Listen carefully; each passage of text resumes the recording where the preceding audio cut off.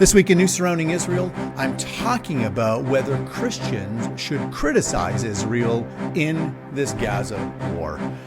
Stay tuned, friends, for all the details.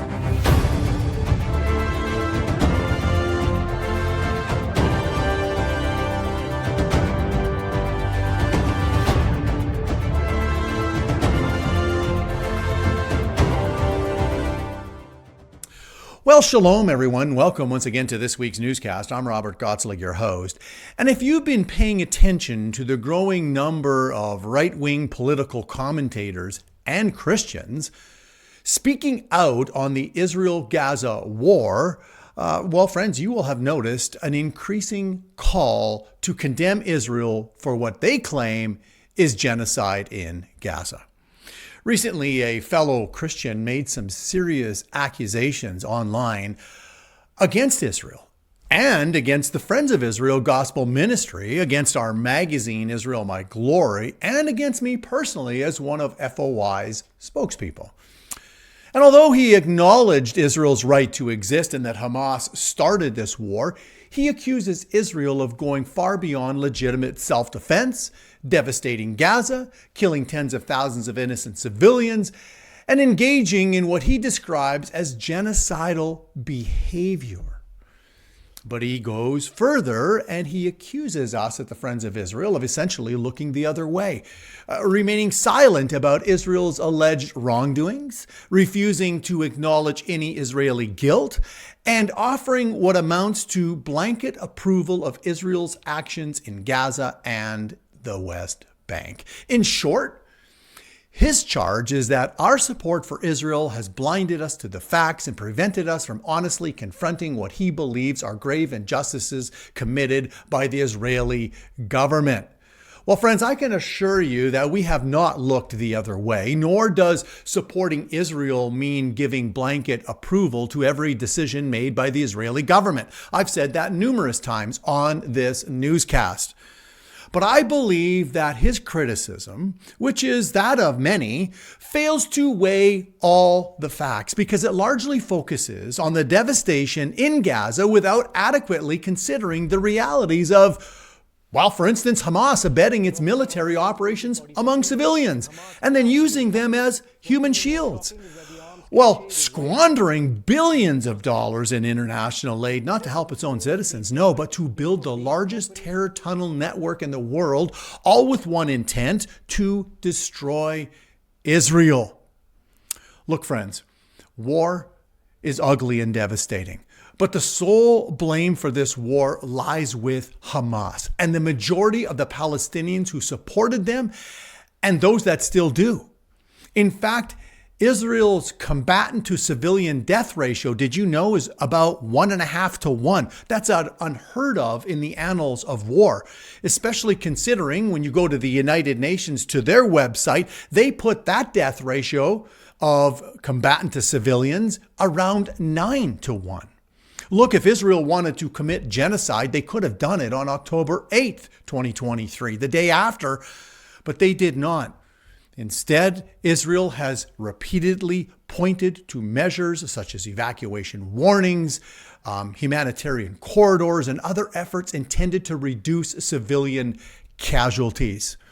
And let's not forget the documented allegations of Hamas diverting and exploiting humanitarian aid. Instead of blaming Israel, blame Hamas for that.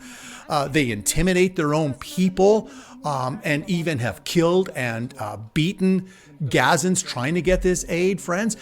Hamas, they operate among the very civilian population that they claim to defend, but they've treated them so badly.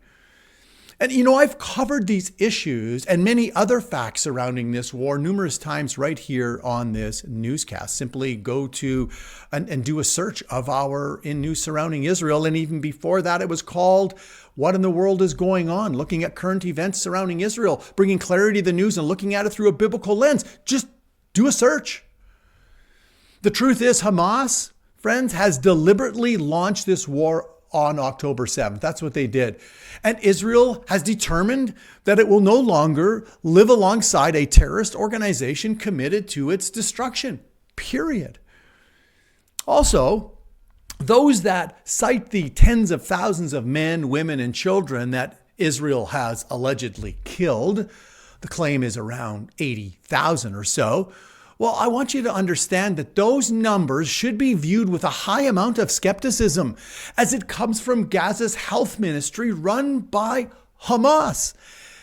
And in those numbers, even if they were accurate, does not distinguish civilians from combatants. Think about it for a moment. Why would we criticize Israel using statistics from a terror organization? It makes no sense. Furthermore, the claim that the Friends of Israel gospel ministry, along with Israel My Glory magazine, which we produce, the claim that we have simply just remained silent, well, it's not accurate. FOI has addressed the accusations surrounding this war in its articles and in its news reports in its magazine, including charges of genocide, civilian casualties. We talked about the humanitarian aid and the international double standard frequently applied to Israel. Do an online search and you'll see that, or better yet, subscribe to our digital version of Israel My Glory and you'll get all the back issues and you can do your own search. Also, for the last 6 years, in over 280 episodes, as I mentioned, I've been covering the news surrounding Israel, addressing the accusations against Israel, again, while looking at it through a biblical lens.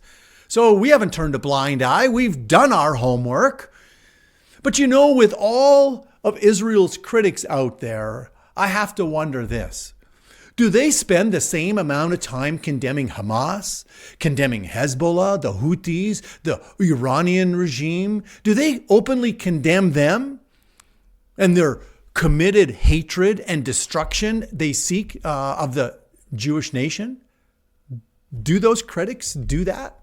I wonder that. Because if the answer is no, then perhaps we need to ask what is really driving such disproportionate outrage against Israel. It's either that these critics are totally ignorant of the facts, in which may be the case here with this Christian person and those like him, or they are anti-Zionists, which, friends, leads to anti-Semitism. They're one and the same. And that reminds me of what the psalmist wrote in Psalm 129, verse 5. And here's a warning from God's word. God says, "Let all those who hate Zion be put to shame and turned back." So the bottom line is this. Yes, Christians can examine Israel's actions critically. Okay, again, we're not here saying that we have to agree with everything that Israel thinks, says, and does. We don't do that with our own government here. We probably don't even do that with our own family members. But friends, remember this, that criticism should be based on the full picture and not simply the horrific consequences of war. So I say this, do your homework, critics, and especially Christians, do your homework and stop blaming Israel for the ills in Gaza and the Middle East. And with that, friends, and until next time, thanks for joining us on another episode of In News Surrounding Israel.